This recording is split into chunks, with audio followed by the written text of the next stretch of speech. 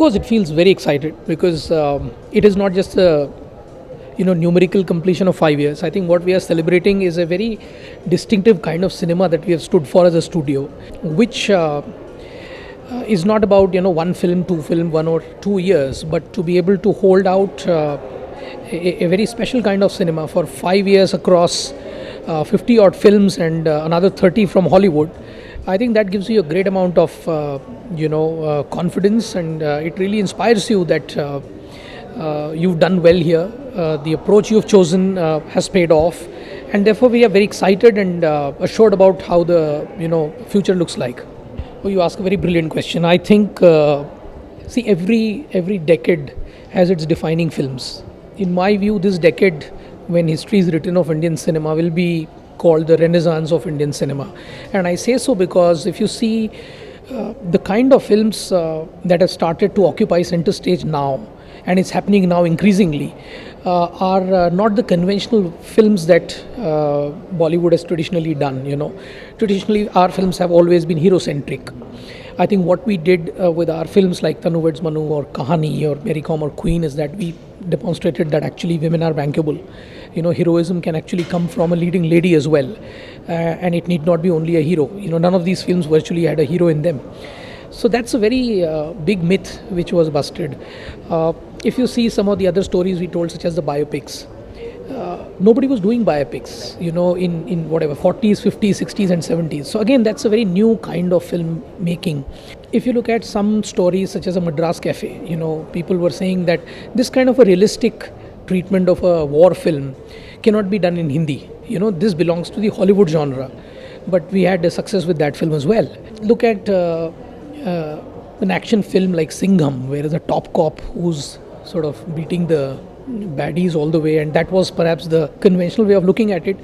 We said, how about the action hero actually getting beaten up throughout the film and saving the family without raising a finger, and beating the cops at their game, and we did Drishyam. So I think what we've managed to do is create almost an alternative universe of cinema over these 50 films that we have done. And I think that kind of filmmaking is taken now center stage with some of our other industry colleagues also going on that line. And I think you'll see a very, very exciting phase where new stories are going to be told. We are in a very open area. We can tell any story as long as there is one to tell, and we are free of lots of let's say conventions. We are free of lots of formulae, and I think it's therefore a very exciting phase. And I think I can say with some degree of confidence that I think we've played possibly a key role in ushering the renaissance in Indian cinema, and I think that's really exciting for us. So I think, as I said, two things. One is I think the only formula we have followed is to actually break or bust the formula. So if, let's say, you were to make a sports film, most logically you would base it in cricket in India, given that that's the big sport.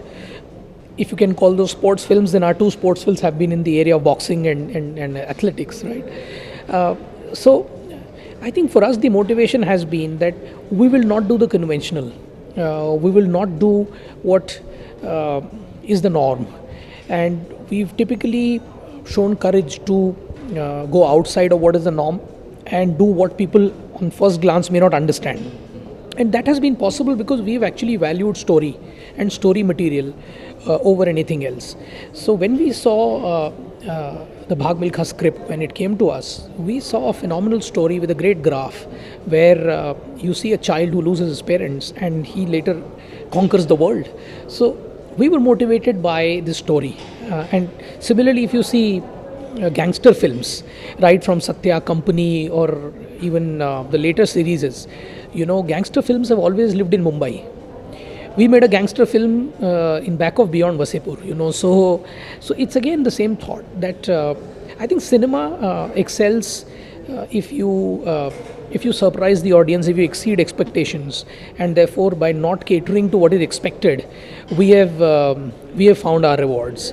And as I said, I think the basic motivation was the story material, and we've reacted to that. And in that strong story, we saw an opportunity, and we went ahead and produced those films, and that has really sort of been our approach to filmmaking, and I think that's been pretty rewarding.